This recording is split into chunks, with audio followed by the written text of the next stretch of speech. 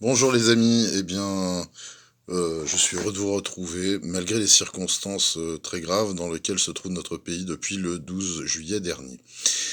Voilà, je voulais rajouter ma petite pierre à l'édifice. J'avais tenté de faire une vidéo il y a à peu près sous le coup de l'événement ou pas très loin en tout cas, et j'ai eu quelques soucis techniques. Donc voilà, cette fois-ci, j'espère que ma vidéo durera plus de 10 secondes, voilà, et que au moins elle vous plaira, ou en tout cas que vous aurez peut-être entendu quelque chose par rapport à ce que j'avais envie de vous raconter. Bon. Alors c'est très improvisé, contrairement à tout ce que je faisais, auparavant. Je vais laisser, je ne vais plus recourir au format, au montage, voilà, ça va être des prises directes et puis je vais essayer de m'exprimer le plus simplement. Alors c'est pas un exercice aussi simple qu'on pourrait le penser. Je suis pourtant plutôt très à l'aise à l'oral généralement, mais effectivement devant une caméra, se regarder soi-même, je sais pas, ça surprend toujours un petit peu, enfin voilà. Bon, eh bien, pour en revenir à notre sujet, effectivement, donc depuis le 12 juillet dernier, notre pays est en train de connaître donc un changement de régime. Et qu'est-ce qu'un changement de régime dans la terminologie politique, ça s'appelle une révolution. Et figurez-vous que je me suis souvenu, et d'ailleurs je me souviens avoir pas mal ri, la première fois qu'on m'a parlé donc d'un certain Emmanuel Macron qui se présentait au présidentiel et donc ministre de l'économie quand même, je ne méconnaissais pas totalement le personnage, mais cela me paraissait à l'époque très improbable en 2016. Et quand sa candidature est sortie, il ne semblait s'appuyer sur aucun parti, il semblait être une marionnette préparée donc pour la réélection de Monsieur Hollande, en tout cas voilà une tentative de récupérer des voix de centre droit ou de siphonner la partie de l'électorat Fillon pour pouvoir faire monter Monsieur Hollande. Bon, il se trouve que l'histoire n'a pas du tout tourné comme ça et que il y a des gens qui avaient prévu donc le coup d'après. Et le coup d'après, effectivement, je me demande jusqu'où il n'a pas été médité. Et si la situation que nous connaissons n'est pas quelque chose de si, comment dire, enfin, il n'y a pas tant d'impréparation que ça dans ce que nous connaissons. Je me rappelle effectivement donc d'un livre qui avait été sorti comme tous les politiques en sortent avant une élection, généralement, sans trop de programme, puisque Monsieur Macron avait cette particularité d'avoir sorti un programme à la va-vite, très peu de temps avant l'élection, et où c'était une petite collection d'opinions, de choses qui pouvaient éventuellement plaire à droite ou à gauche. Enfin, il y avait pas, ça semblait ne pas être très structuré, et pourtant, il y avait quand même des indications qui nous laissaient entendre qu'il pourrait se passer des choses. Et alors, je me suis souvenu de ce fabuleux ouvrage qui s'appelait, et je vous le remontre, Révolution, de ce fameux monsieur Macron. Alors, en préambule, je voulais aborder la question, qu'est-ce qu'une révolution? Alors, je vais vous lire une définition que l'on trouve sur Wikipédia, tout simplement. Une révolution est un renversement brusque d'un régime politique par la force. Elle est aussi définie par le Larousse comme un changement brusque et violent de la structure politique et sociale d'un État. Donc qui se produit donc quand un groupe se révoltant contre l'autorité en place prend le pouvoir et réussit à le garder. Alors, s'agit-il d'un groupe? Oui. Euh, y a-t-il eu... Est-ce que ce pouvoir a été pris par la force? Pas forcément. En tout cas, par la force médiatique, certainement. Par une propagande habile, longue, qui a été préparée depuis, à mon avis, même un certain nombre de décennies pour que nous en arrivions à ce stade. Mais il est quand même à remarquer que nous sommes bien, effectivement, rentrés dans un processus révolutionnaire, à savoir le basculement donc de l'état de droit, un état de droit basé notamment sur les droits de l'homme sur la Déclaration des droits de l'homme et du citoyen de 1789. Donc c'est quand même le fondement de nos institutions et ce fondement est aujourd'hui très gravement bafoué par Monsieur Macron. Donc avec une décision donc autoritaire, avec pour le moment aucun dispositif juridique qui rende cette loi tout à fait opérante aujourd'hui, mais qui s'applique quand même par décret, alors que l'on peut la révoquer aujourd'hui encore par des dispositions du code pénal, par des dispositions du code du travail, mais le bluff. fonctionne, et il fonctionne tellement bien, effectivement, que déjà, une partie des mesures sont déjà appliquées dans notre pays, et donc nous savons que d'ici le 1er août, très probablement, donc le deuxième train de mesures se mettra en place. Donc en sachant que ces décisions sont prises donc tout le temps dans des situations d'état d'urgence, etc. Et cela dure quand même depuis 2015 finalement, hein. On n'a eu qu'une période, une année à peu près, sans être dans une situation d'état d'urgence. Alors avant c'était terroriste, maintenant c'est sanitaire.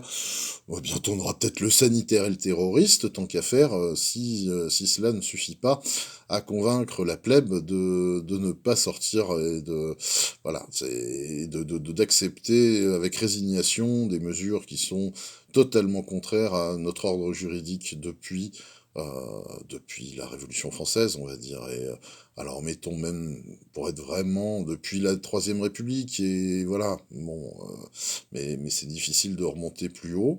La seule fois où toutes ces règles ont été mises effectivement par terre, c'était par une autre révolution, qu'on appelait Révolution nationale, donc il y a plus de 80 ans de ça, avec un certain monsieur Pétain, qui n'aura pas laissé que de bons souvenirs, je crois, à notre population.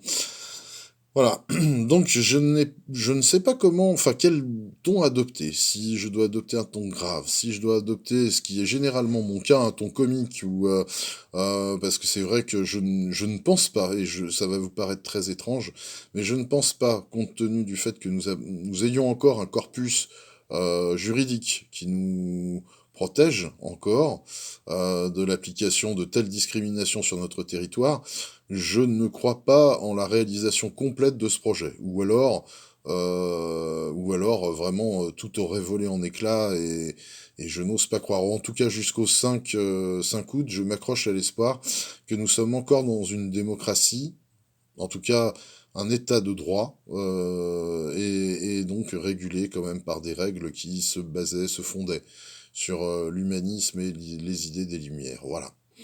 Donc, une des choses aussi qui m'épate, c'est de voir que les mêmes personnes peuvent dénoncer les Poutine, les Orban quand ils font des mesures discriminatoires ou supposées telles, donc sur certaines communautés ou sur certaines parties de leur population.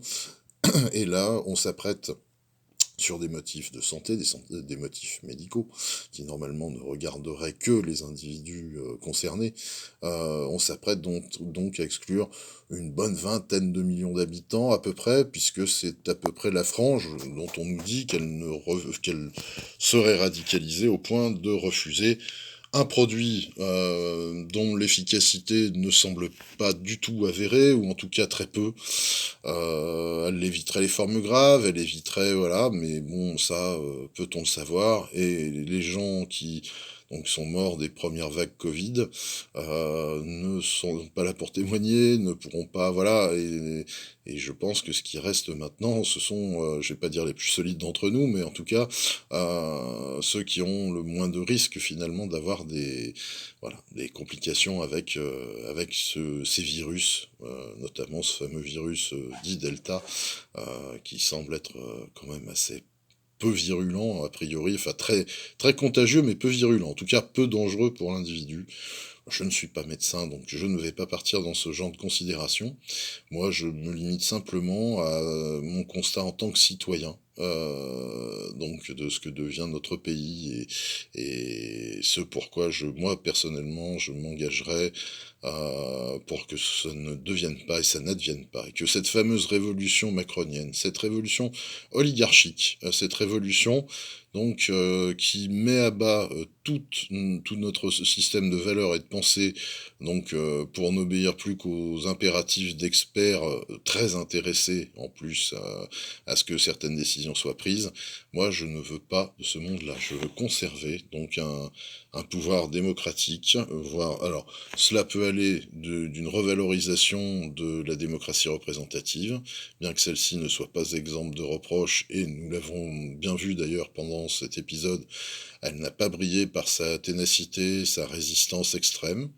Hormis, et je tiens à souligner, malgré le fait que je n'ai jamais été extrêmement, comment dire, attiré par les théories de Monsieur Mélenchon. Il faut reconnaître que son groupe et lui ont fait honneur à la représentation nationale, ont évoqué, des points très importants effectivement comme, eh bien, en parlant d'Antigone, en parlant, effectivement le fait de refuser à des gens de rendre visite à leurs vieillards, pour des raisons, pour une histoire de passe, pour une histoire, de complications administratives, qui n'a aucune valeur en termes sanitaires.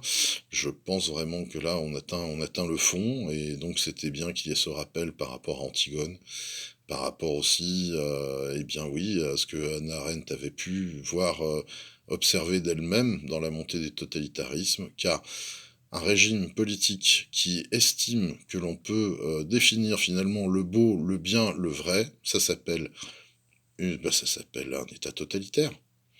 C'est-à-dire, penser qu'on a le monopole de la vérité, du juste et du bon, ce sont ce que faisaient par exemple les pouvoirs, théocratiques. Ce qu'on a connu avec les grandes idéologies, qu'elles soient, donc communistes ou, pour le bien des gens, eh bien, on les faisait finir au goulag, ou bien, le nazisme où, là, parce que sous des prétendues pseudo-thèses, racialistes sur la supériorité de la race aryenne, on pouvait allègrement faire massacrer des millions de juifs. Juifs, de tziganes, d'homosexuels, de communistes aussi. Donc voilà, donc tout ce genre d'horreur dans l'histoire, nous l'avons déjà connu et pourtant on réitère les mêmes erreurs. Alors, il y avait une petite phrase de Voltaire que je voulais vous montrer parce que ça je l'ai trouvé magnifique. Je vous la laisse regarder. Je sais pas si vous la verrez. À l'écran, ça va peut-être pas passer, alors je vais vous la dire parce elle est sensationnelle. La politique est le moyen pour les hommes sans principe de diriger des hommes sans mémoire. Par moments, j'ai furieusement l'impression que c'est ce que nous connaissons, ce que nous rencontrons. Et alors, il y a une autre phrase, moi, qui m'a énormément plu, et qui me fait dire que la vérité est souvent dite par les poètes. C'est une phrase donc de quelqu'un qui a été contemporain effectivement des exactions de la Seconde Guerre mondiale, Jacques Prévert, tout simplement. Quand la vérité n'est pas libre, la liberté n'est pas vraie. Et aujourd'hui, peut-on dire qu'on a un débat libre et apaisé sur l'efficacité des vaccins? A-t-on eu un débat libre sur ce n'est pas l'impression que j'ai. J'ai l'impression qu'on a une vocifération de cabots, aboyeurs, qui nous disent là où nous devons monter, dans quel wagon nous devons monter, sans nous poser de questions, sans savoir quelle est la destination finale. Je trouve ça des plus inquiétants. Voilà, je pense que on pourrait prendre quand même un peu de temps de réfléchir avant de se faire injecter des produits qui sont peut-être très bien. Moi, je n'en sais rien du tout, je peux pas vous le dire. Mais bon, pour le moment, ben, désolé, mais effectivement, il semble être en phase expérimentale. Il semble être, voilà. Et à partir du moment où moi, un pouvoir m'impose le fait d'y aller, impose à mes enfants, et là c'est là où ça devient inadmissible, impose à mes enfants donc de se faire piquer pour des raisons dont ne sont tout sauf évidentes, eh bien là, voilà, là je ne peux que m'opposer, et ce sera de la manière la plus ferme et définitive. Voilà, en tout cas je m'engage dans ce combat, je serai voilà, je pense que là, nous dépassons très largement les revendications de l'époque Gilets jaunes ou, voilà. Là, il s'agit simplement de préserver le mode de vie démocratique où l'on pouvait penser, voilà, où l'on avait sur nos frontons des valeurs qui étaient liberté, égalité, fraternité. On savait qu'elles étaient en danger. Là, elles sont en péril. Elles sont sur la fin, elles sont dans le lit de Réa et elles sont en train d'être achevées au Rivotril.